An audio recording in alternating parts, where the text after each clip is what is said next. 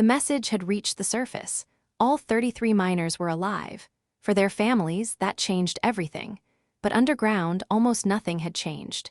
The men were still trapped beneath more than 2,000 feet of rock. This is against the odds. True stories of survival, courage, and impossible odds.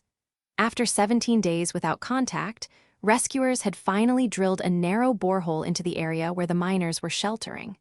The opening was small, far too small for a person.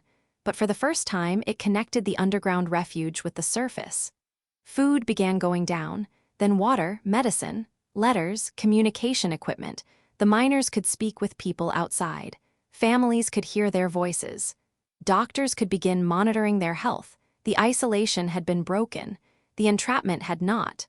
Above ground, the rescue operation changed completely.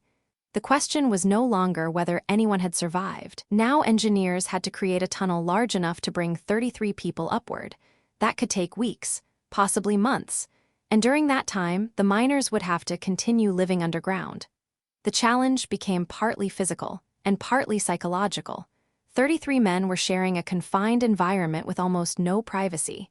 Day and night had little natural meaning. They needed routines, sleep schedules, exercise, medical checks, and enough structure to prevent the underground refuge from becoming chaotic. The Chilean government brought in outside expertise.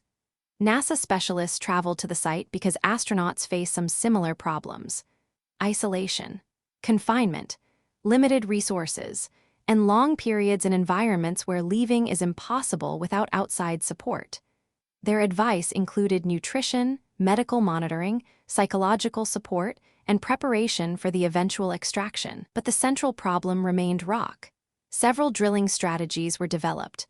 One borehole would be widened until a rescue capsule could pass through it. The drilling had to remain accurate over hundreds of meters, and the equipment could fail. Bits could break. Rock could slow progress. Every delay meant more time underground. Meanwhile, engineers began designing the capsule.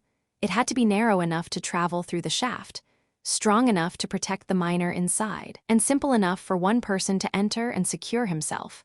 The men underground followed the progress as closely as they could. For the first time, there was a plan. But a plan is not the same thing as an exit. They could receive food now. They could speak with their families. They knew the world had not forgotten them. Still, every night ended in the same place, deep inside the San José mine.